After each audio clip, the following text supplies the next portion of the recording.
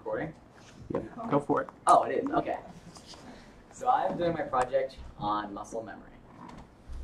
So what is muscle memory?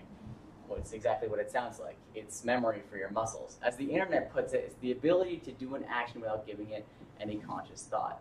And surprisingly enough, muscle memory is stored in the brain, not the muscles, just like normal memory. But as opposed to normal memory, it's stored in the cerebellum instead of the front temporal lobe, which is right about here.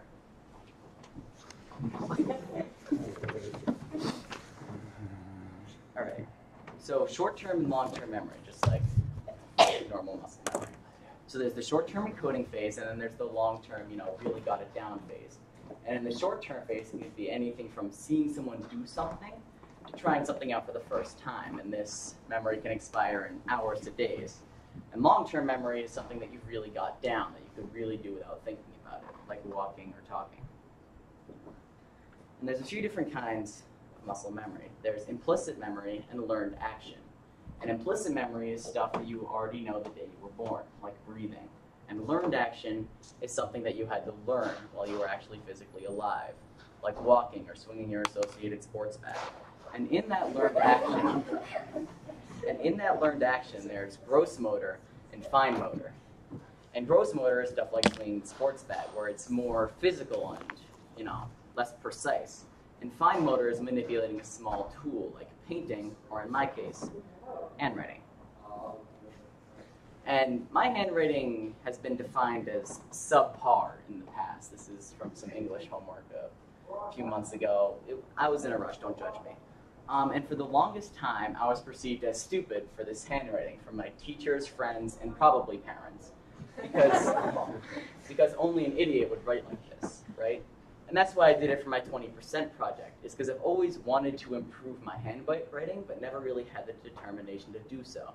But with the 20% project, I could get two birds stoned at once and focus on the 20% project, as well as improve my handwriting. Speaking of that, improvement techniques. What worked and what didn't work? So the first and arguably less important part is to improve my general motor skills. And that basically means the shakiness of your hands. And as Forrest put it, I have arthritis hands. So I went about improving my general motor skills, which was anything from playing video games to opening and closing letters. But the more important part was practice. Just lots of practice. Just did the same thing over and over again until I really got it down and I was actually doing it. And I called these things, surprisingly enough, practice sheets. And so on the previous slide, you saw only letters, but it's also important to practice words. Because if you practice only letters, you could separate the letters from your actual handwriting. You could think of it as just writing symbols as opposed to actually writing with your normal handwriting. So if you're writing words, you want to write something that you actually know and can write without using like a reference sheet, like a song or a common phrase, like the quick brown fox jumped over the lazy dog. But the most important part is to stay determined. For me, it was really easy because I was trying to save my failing bio grade. But for anyone who's trying to do this at home, it might be a lot more difficult to stay determined because it's really easy to give up and really difficult to keep going. And even in a short-term context, writing the same letter over and over again isn't exactly the most stimulating activity. So it's really easy to get distracted. But it's really important to stay focused so you're actually, practicing your handwriting. So did it work? Did all these techniques that I tried actually improve my handwriting? Short answer, yes, it actually did. About 2 to 3 weeks in was the first time I noticed it. I was doing English homework when I looked down and I realized my handwriting was legible. Not neat by any stretch of the imagination, but it was definitely legible. And a normal human being could read it, which is definitely a plus.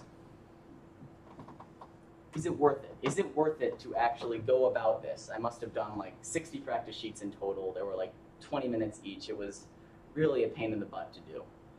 I mean, for me, it was obviously worth it because once again, I was trying to save my bio grade. But for anyone who's trying this, you really have to measure, is it worth spending that amount of time actually working and doing it? Or you could be spending it on more important stuff, like, homework. And that's it. That's the end of my presentation. Thank you so much.